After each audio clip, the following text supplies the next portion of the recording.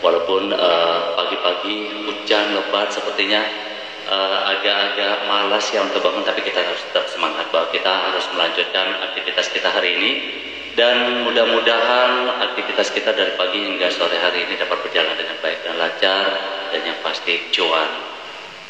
Amin kan? Amin. Saya Beli Putra kembali hadir menyapa sahabat semua dalam seperti biasa program obrolan terkait dengan pasar modal Indonesia. Nah, di mana di dalamnya akan ada market review, kemudian analisa data, dan yang pasti akan ada rekomendasi saham. Dan kali ini saya akan hadir bersama para sahabat saya, ada Kepala Perwakilan Bursa Efek Indonesia Sulawesi Selatan, Bang Fahmin Amirullah, dan juga nanti akan bergabung bersama kita semua ada Branch Manager dari PNI Sekuritas, Mas Ridwan. Untuk itu, sekarang saya akan langsung mengundang keduanya bergabung bersama kita semua. Halo Bang Fahmin. Halo Bli. Hujan-hujan pakai sweater ya, dingin-dingin kayaknya. Iya nih, menyesuaikan dengan cuaca Bli. Iya betul, tapi mudah-mudahan kita sehat ya. Cuacanya tidak Alhamdulillah sehat. Tidak cerah, pagi-pagi sudah hujan, membuat kita malas bangun seperti. Halo pagi Bli, pagi Pak Fahmin. Pagi Mas Ridwan, tapi visualnya belum kelihatan ini Mas Ridwan. Oh oke, saya coba ini ya, saya coba ulang lagi ya. Ini dia, wajah ganteng Mas Ridwan sudah kelihatan. Oke, gimana Bli? Oke, sehat ya? Alhamdulillah sehat. Bang Fahmin, langsung saja nih Bang, seperti apa market review kita, terutama untuk perdagangan hari Selasa kemarin nih Bang Fahmin? Ya baik, terima kasih Bli. Izin Mas Ridwan. Siap. Ya, ya mungkin saya mulai dari domestik dulu Bli ya. Kita bisa melihat data perdagangan di Bursa Efek Indonesia kemarin, di mana IHSG di penghujung November kemarin, 30 November ini ditutup melemah ya, 1,13%. Mohon maaf Bang Fahmin, saya potong, mungkin agak mundur sedikit, agak kepotong gambarnya. Oke Ya. Ya, oke saya lanjut lagi. IHSG kita kemarin melemah 1,13% ke posisi 6.533,93 poin, di mana penutupan sebelumnya di level 6.608,29 poin.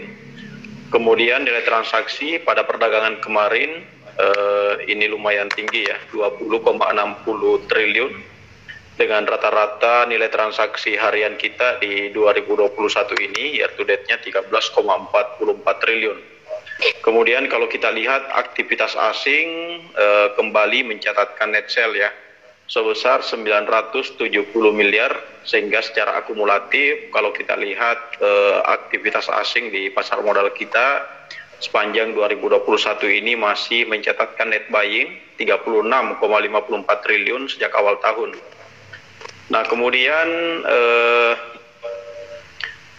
kita bisa melihat juga beberapa informasi dari global ya. Dari global kita mulai dari Wall Street, di mana kemarin Wall Street kembali ditutup melemah cukup dalam ya pada perdagangan terakhir di bulan November. Hal ini dipengaruhi oleh varian baru COVID-19 ya, serta dipicu juga oleh pernyataan Gubernur The Fed terkait dengan tapering off. Dow Jones Industrial Average ditutup turun 1,86% ke posisi 34.483,72 poin. Kemudian S&P 500 melemah 1,90% ke level 4.567. Kemudian ada indeks Nasdaq Composite juga turun 1,55% ke posisi 15.537,69 poin. Semua atau ke-11 sektor ya di acuan S&P itu turun. Kemudian 7 dari sektor tersebut jatuh lebih dari 2%. Jadi memang cukup dalam penurunan kemarin ya Bli. Kemudian layanan komunikasi memimpin kerugian dengan penurunan 3%, diikuti oleh penurunan sektor utilitas sebesar 2,9%. Kemudian kalau kita lihat juga kemarin harga minyak sempat jatuh ya, sehingga sektor energi berada di bawah tekanan sepanjang sesi kemarin yang ditutup 2,5%. Kemudian kalau kita lihat saham teknologi yang mengalami penurunan paling rendah, yaitu 0,96%. Kemudian pasar juga mencermati ya komentar Gubernur The Fed Jeremy Powell terkait kenaikan inflasi serta pengurangan pembelian obligasi yang akan dipercepat. Nah, ini yang menjadi sentimen buat market global kemarin ya, di mana dalam sebuah kesaksian di hadapan Komite Perbankan Senat, Powell mengindikasikan bahwa dia tidak lagi menganggap inflasi yang tinggi sebagai sesuatu yang bersifat sementara. Dia juga mengatakan bahwa The Fed akan meninjau kembali jadwal untuk mengurangi program pembelian obligasi senilai. Kemudian menurut Powell juga ekonomi saat ini sangat solid ya, namun tekanan inflasi yang lebih tinggi. Kemudian kita bisa melihat juga ya sentimen dari varian baru COVID-19 Omicron ini. Ini masih menjadi sentimen yang mendorong aksi jual pada pasar saham global kemarin, di mana pasar masih menunggu informasi tentang seberapa berbahayanya varian Omicron ini, di mana sejauh vaksinasi ini saat ini ya, ini dapat menawarkan perlindungan dan kebijakan pembatasan lebih lanjut yang harus diterapkan oleh pemerintah.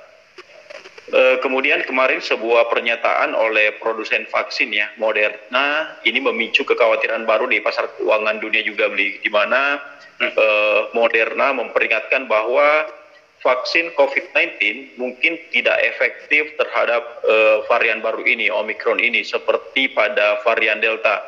Dan hal ini yang memicu kekhawatiran bahwa resistensi vaksin terhadap penularan ini bisa menyebabkan lebih banyak kasus rawat inap di rumah sakit seperti itu, Bli. Nah, kemudian kalau kita lihat informasi dalam negeri juga ya, di mana langkah antisipatif pemerintah kemarin juga sempat kita bahas ya bersama Mas Ridwan juga, bahwa pemerintah akan melakukan perpanjangan PPKM nih Jawa Bali dengan kenaikan status beberapa daerah menjadi level 2. Ini dalam rangka menghadapi Nataru juga nih. Kemudian Bank Indonesia juga mewaspadai resiko-resiko yang akan datang pada tahun depan ya, 2022, di mana Gubernur Bank Indonesia Peri Warjio ya mengatakan bahwa terdapat permasalahan yang harus diantisipasi akibat perubahan landscape dari kebijakan tapering off dan juga adanya uncertainty, ketidakpastian global. Nah, kemudian kalau kita lihat dari sisi fiskalnya ya, di mana Kementerian Keuangan juga memperkirakan ya, pertumbuhan ekonomi di tahun 2021 ini itu berkisar 3,5 sampai 4%, di mana Ibu Sri Mulyani mengatakan bahwa proyeksi pertumbuhan tersebut erat kaitannya dengan kinerja ekonomi yang melambat akibat kenaikan kasus COVID-19, terutama pada kuartal pertama dan ketiga di tahun 2021 ini.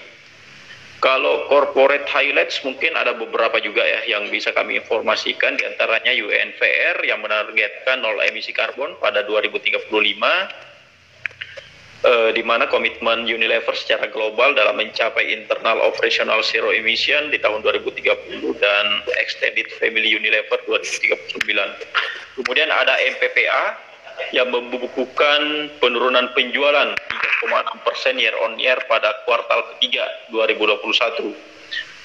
Namun perseroan mengalami peningkatan pangsa pasar dalam penjualan online retail per September 2021, di mana peningkatannya sebesar 24% pada kuartal ketiga 2021 menjadi 27,6% pada akhir kuartal ketiga 2021 dalam pasar supermarket dan hypermarket berdasarkan data Nielsen. Kemudian ada Excel yang akan mengakuisisi mayoritas saham Link. Mungkin itu beberapa informasi yang bisa kami sampaikan dalam kesempatan pertama ini, Bli. Oke, sedikit lagi Bang, tadi Bang Fahmi menyebutkan 11, hampir semua dari 11 sektor yang ada di secara global tadi mengalami penurunan, dan 7 dari 11 sektor itu mengalami penurunan cukup signifikan di atas 2%. Nah, kalau dari dalam negeri sendiri, Bang Fahmi, dari semua sektor yang terdaftar di Bursa Efek Indonesia ini seperti apa kondisinya pada perdagangan kemarin? Ya, memang penurunan IHSG kemarin ya, ini hampir sejalan dengan penurunan di bursa global ya, khususnya Wall Street gitu, Bli, di mana hampir semua sektor juga mengalami penurunan ya. Namun ada beberapa sektor yang masih bergerak di zona positif kemarin, Bli. Di antaranya sektor energi itu masih masih mengalami peningkatan 1,08%, kemudian sektor healthcare itu masih menguat 0,25%, kemudian sektor properti dan real estate itu masih menguat 0,03%. Kemudian sektor yang lain memang mengalami pelemahan yang cukup dalam ya. Yang paling dalam itu sektor industrial itu minus 2,22%, kemudian sektor consumer non-cyclical itu melemah minus 1,33%. Kemudian sektor finansial juga mengalami pelemahan kemarin 0,91%. Kemudian teknologi yang cukup tinggi juga penurunannya kemarin itu melemah minus 1,91%. Mas Ridwan, seperti yang disampaikan oleh Bang Fahmi tadi, ada beberapa sentimen yang bisa mempengaruhi pergerakan dari indeks, baik indeks yang secara global ataupun indeks di dalam negeri, indeks harga saham gabungan.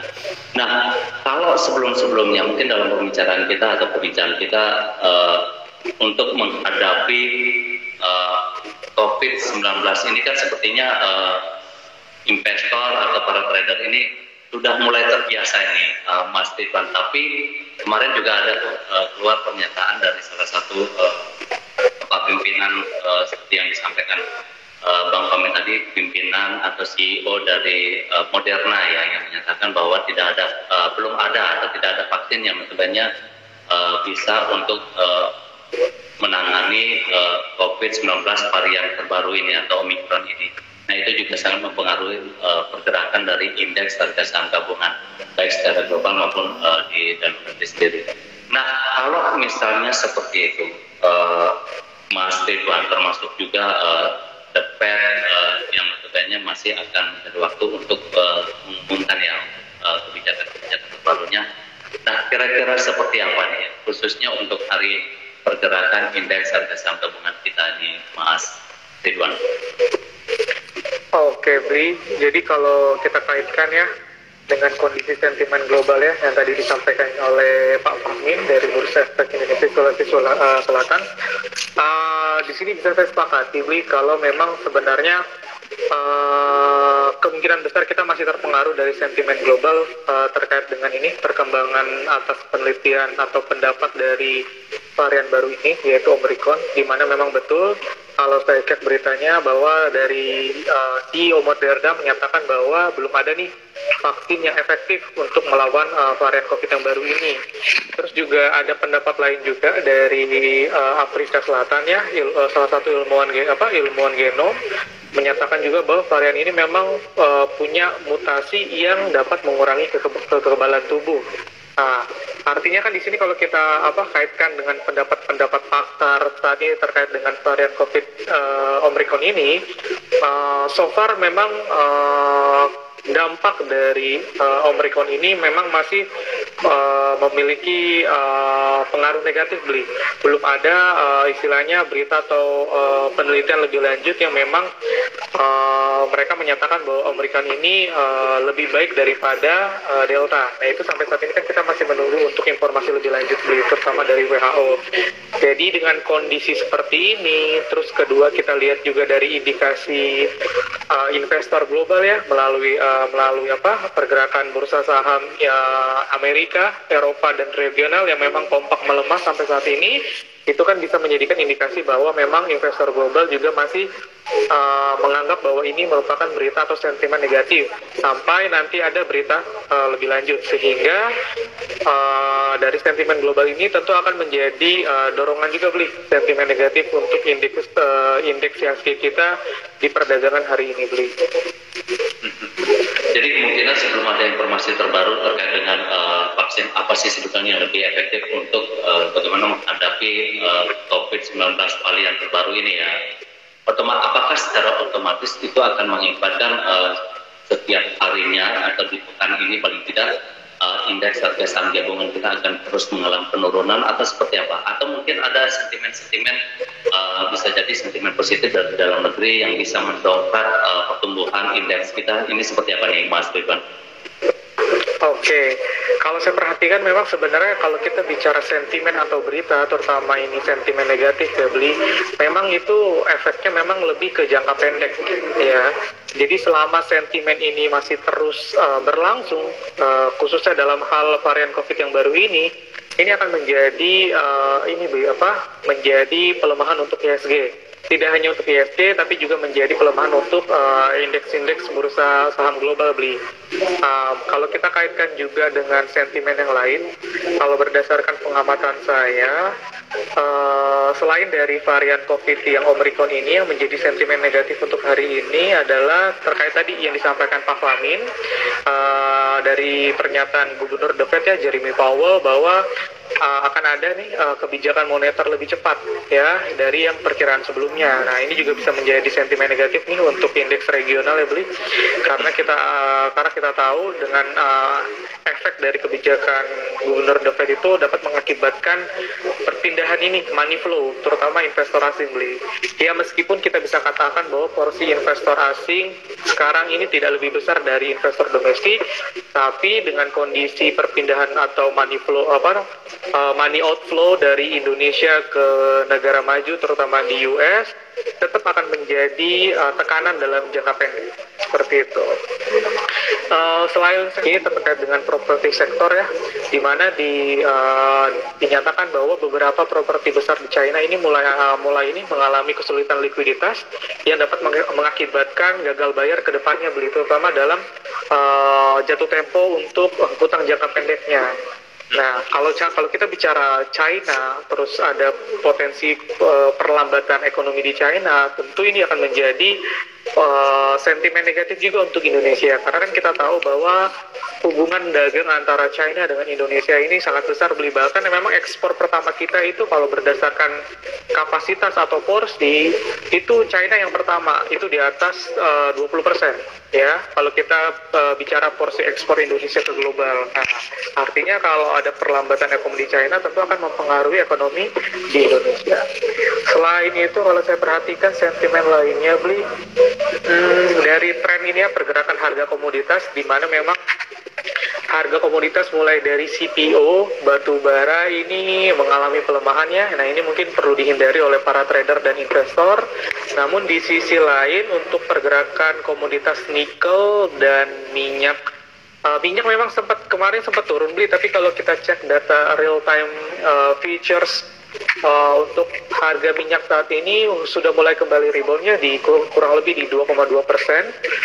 Untuk nikel juga sekarang sudah mulai rebound kembali di 0,5%. Nah ini juga bisa jadi perhatian untuk para trader hari ini beli. Jadi kesimpulannya sementara beli dari berbagai sentimen yang tadi saya sampaikan memang sebenarnya lebih cenderung banyak sentimen negatif daripada sentimen positif. Kalau dari sentimen positifnya tadi kan sudah disampaikan juga sama Pak Fahmin ya, salah satunya dari berita emiten di mana MPPA ya, di mana yang kita kenal ini sebagai perusahaan di bidang ini retail yaitu hypermart ya, dinyatakan bahwa ada peningkatan market share mereka di bisnis online-nya. Nah, ini bisa jadi pilihan investor atau trader untuk memanfaatkan momentum berita positif ini. Selain itu, beli ada lagi berita positif lainnya mungkin yang bisa membantu bisa menjadi pilihan trading untuk para trader hari ini adalah bisa fokus kepada berita-berita korporasi atau emiten yang mencatatkan kenaikan pertumbuhan laporan keuangan.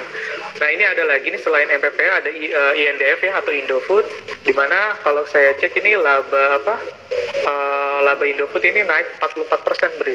Nah, ini bisa menjadi perhatian juga nih untuk para trader ya, untuk memanfaatkan momentum trading di saham Indofood dengan pertimbangan adanya kenaikan di performance laporan keuangannya. Selain Indofood juga ada Tekim, di mana di sini Tekim ini juga mencatat kenaikan laba bersih ya 2,5 T dibandingkan dengan kuartal sebelumnya. Nah, ini bisa menjadi referensi trading juga untuk para trader. Selain itu juga ada berita dari sektor properti BKSL. Nah, ini BKSL kalau saya lihat sudah menandatangani nota kerjasama ya dengan PT Citra Gelora Raya, di mana ini nota kerjasamanya terkait dengan kerjasama terkait dengan kepemilikan tanah dan bangunan. Nah, ini bisa menjadi istilahnya dorongan positif untuk kinerja BKSL ke depannya. Mungkin kurang lebih itu kalau dari sentimen positif atau negatif.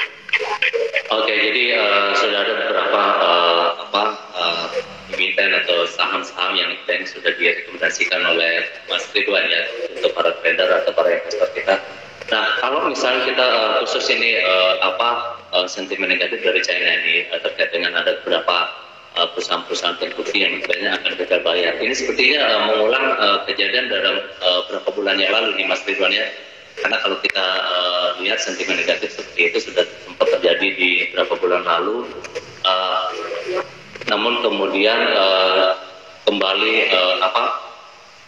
membaik karena pemerintah setempat mengambil kebijakan untuk membantu bagaimana hal ini tidak terjadi. Nah, kalau misalnya kita lihat pengalaman dari sebelumnya beberapa bulan yang lalu ini terkait dengan sentimen negatif dari China ini seperti apa kira-kira? Apakah akan betul-betul kejadiannya mereka gagal bayar atau mungkin ada kebijakan yang lain nanti akan diambil oleh pemerintah setempat? Itu Mas Ridwan. Kalau dari berita yang saya dapat sementara beli dari pemerintah China memang belum ada tindak lebih lanjut beli terkait dengan antisipasi mereka khususnya untuk di perusahaan-perusahaan sektor properti ya yang berpotensi mengalami gagal pembayaran untuk hutang jangka pendeknya. Tapi so far kalau saya lihat pemerintah China ini masih wait and see beli. Mereka pengen tahu mungkin ya sejauh mana dampak negatifnya terkait dengan potensi ini. Ini kan kita masih sebut sebagai potensi. Istilahnya memang kemungkinan besarnya istilahnya belum mencapai lebih dari 60% lah terkait potensi gagal bayarnya. Ini masih dari estimasi saja beli. Tapi kalau kita lihat flashback lagi terkait dengan keterlibatan pemerintah China pada di kasus Evergrande di bulan-bulan sebelumnya, itu kan memang pemerintah mulai intervensi, ya. Artinya apabila terjadi juga hal yang sama dengan perusahaan properti yang lain di China dengan kondisi yang sama, tentu menurut saya pemerintah China juga akan mengambil langkah atau intervensi yang sama seperti kasus Evergrande sebelumnya. Cuman kan untungnya Evergrande ini akhirnya bisa melewati masa-masa kelamnya, beli. Iya, betul, beli.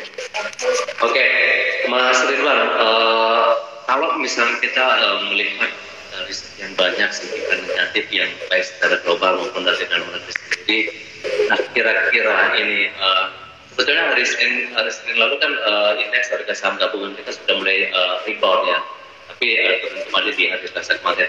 Nah, apakah ini akan membuat indeks harga saham gabungan kita akan terkoreksi lebih dalam lagi, kemudian asing juga akan terus melakukan net sell atau seperti apa nih Mas Ridwan ke depannya? Oke.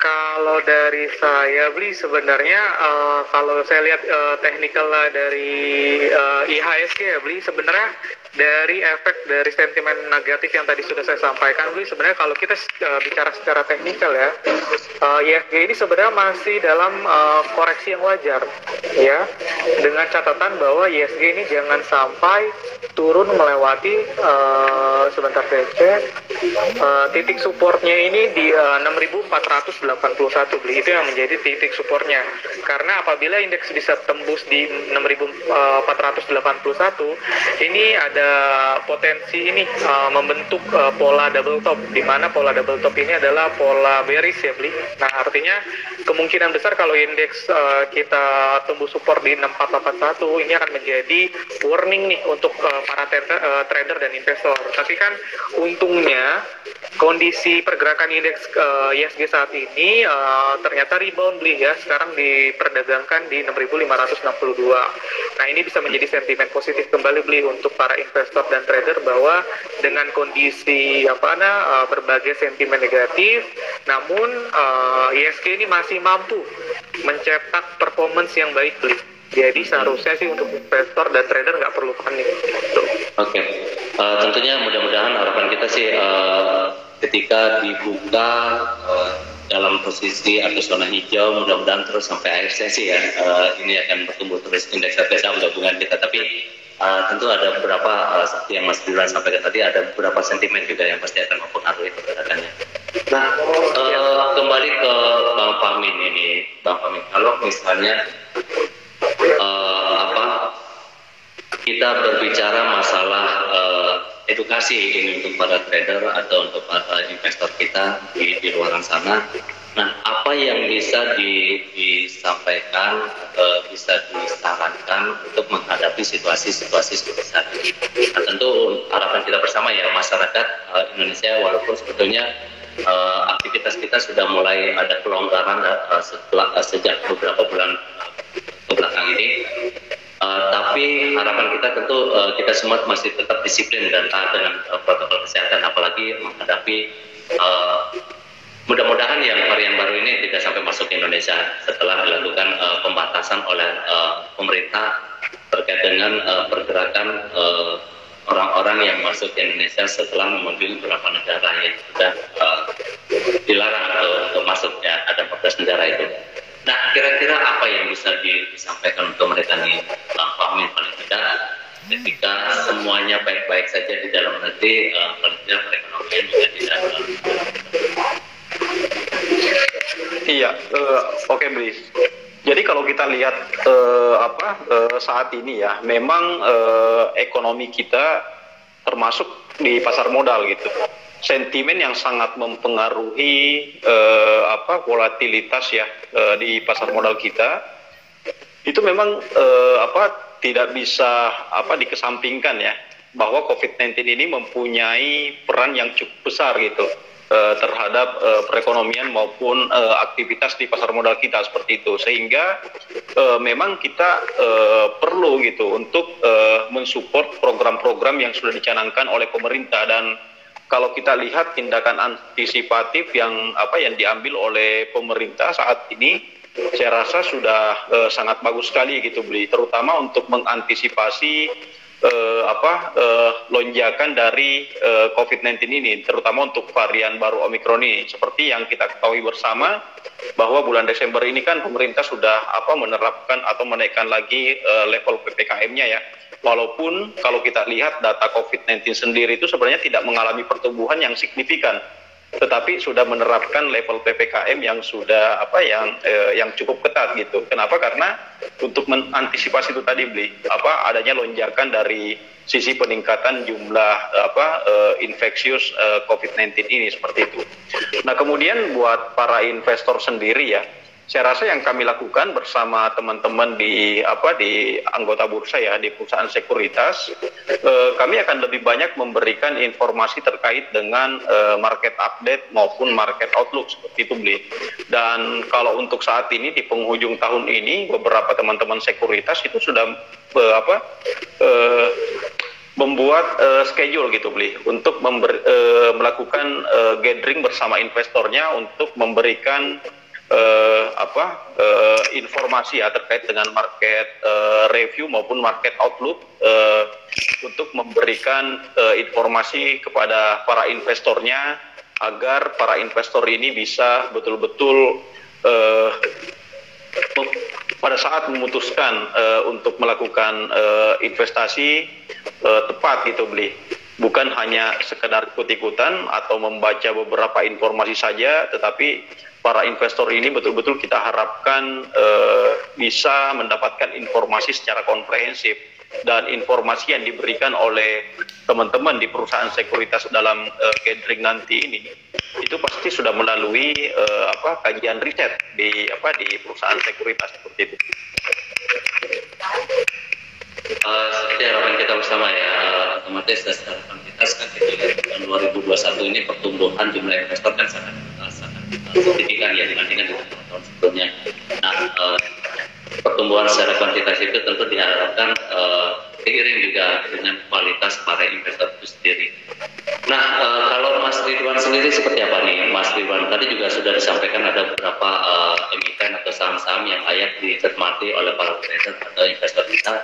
Nah, selain yang disampaikan ada bara, kemudian oil, ada nikel dan lain sebagainya, kira-kira saham-saham apa lagi yang bisa dicermati untuk para trader dan investor untuk hari ini, pekan depan, dan juga jangka menengah atau jangka panjangnya ini, Mas Ridwan? Oke, kalau tadi beberapa emiten yang saya sampaikan, itu bisa menjadi itu ya pilihan referensi ya. Tadi ada INDF, terus juga ada MPPA, terus juga ada BKSL. Selain itu juga para traders dan investor juga bisa memperhatikan saham-saham yang diakumulasi, beli.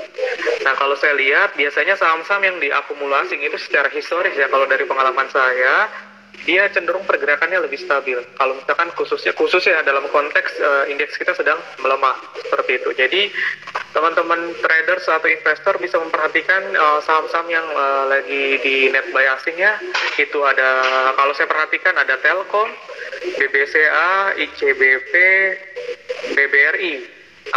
Mostly asing lagi net buy di sektor perbankan, karena kalau kita lihat memang sebelumnya itu asing memang sempat net sell ya di sektor perbankan, tapi kalau hari ini kalau saya lihat nih mulai akumulasi kembali. Nah, ini bisa jadi pilihan ya. Sektor di perbankan itu ada BBCA, BBRI bisa jadi pilihan. Yang kedua juga di sektor infrastruktur itu ada Telkom. Selain itu kalau untuk investing jangka panjang ya, terutama kalau kita lihat kondisi sekarang deh terkait dengan gejolak dari pandemi varian COVID baru, mungkin para traders atau investor bisa memperhatikan sektor-sektor yang lebih defensif, beli. Nah, kalau sektor-sektor defensif itu kan salah satunya yang dikenal itu kan adalah sektor consumer ya. INDF atau ICBP itu bisa menjadi pilihan untuk saat ini investasi atau trading saat ini, di mana memang saham-saham tersebut terbukti cukup defensif saat IHSG sedang mengalami pelemahan. Yang kedua ada sektor telco, beli. Nah, ini bisa menjadi pilihan juga, karena kalau kita lihat juga kalau bicara prospek bisnis sektor telco nih kedepannya juga masih bagus ya. Artinya cukup defensif kalau menurut saya. Jadi di telco ini yang bisa diperhatikan itu ada Telkom ya. Nah, Telkom salah satunya. Terus yang kedua Indosat Excel juga boleh menjadi pilihannya, beli. Terus selain sektor telco, mining juga bisa jadi pilihan. Kalau untuk sektor mining mungkin ini kita bisa fokus kepada komoditas yang memang masih punya prospek bagus di jangka panjang, kayak nikel ya. Nikel ini kan related sama perkembangan mobil listrik ya, terutama dalam pengadaan baterai listrik. Terus yang kedua ada CPO ya, dimana kita tahu pemerintah sudah merencanakan adanya larangan ekspor CPO ya. Nah, ini bisa menjadi sentimen positif juga, di mana bahwa demand CPO ini untuk domestik kedepannya ini kan akan sejalan dengan proyek pemerintah terkait dengan program B30, B40 sampai dengan B100 ya. Nah, ini bisa jadi pilihan juga. Terus Terus jadi selain tadi sektor telco, infrastruktur, sektor menara juga bisa jadi pilihan ya. Contoh ada tower sama tebing. MTEL juga boleh. Kita tahu bahwa tiga emiten ini sebenarnya untuk prospek bisnisnya menurut saya masih bagus karena ini sesuai dengan implementasi jaringan 5G ya, di mana demand tower khusus untuk 5G ini tentu akan meningkat sejalan dengan prospek bisnis di bidang menara dan telekomunikasi. Nah, ini bisa menjadi pilihan juga, apalagi kalau saya lihat tower ya, khususnya ini secara teknikal ini menurut saya harga sekarang itu valuasinya udah menarik sekali sih beli begitu. Selain itu juga sektor healthcare bisa menjadi pilihan juga beli ya, dimana kita tahu bahwa apabila ada kasus COVID-19 baik dari sisi global atau domestik, sebenarnya yang diuntungkan adalah sektor healthcare ya, kayak IRA, INAF, KF, atau mungkin emiten-emiten rumah sakit, Mika contoh. Apalagi ada SEM, nah itu bisa menjadi pilihan juga untuk para investor dan trader ya, seperti itu beli. Oke, bagaimana dengan transportasi dan logistik ini, Mas Ridwan? Kalau kita lihat pergerakannya hari Selasa kemarin kan pertumbuhannya cukup tinggi, 3,31%. Seperti apa ini? Kalau transportation ya sebenarnya ini kalau saya lihat kenaikan kemarin itu sebenarnya ini lebih kepada sisi teknikal aja beli ya, dimana salah satu emiten di sektor transportation ya yang memang memberikan kontribusi besar di peningkatan sektor transportation ini ada emiten ASA ya. Kita tahu bahwa secara teknikal ini sebenarnya ASA ini memang masih dalam kondisi uptrend beli. Jadi biasanya kalau saham-saham dalam kondisi uptrend ini memang untuk potensi naik lebih lanjutnya itu lebih istilahnya lebih kuat beli begitu. Tapi kalau dari sisi berita sih memang belum ada sih. Ini lebih ke naik secara teknikal aja sih beli.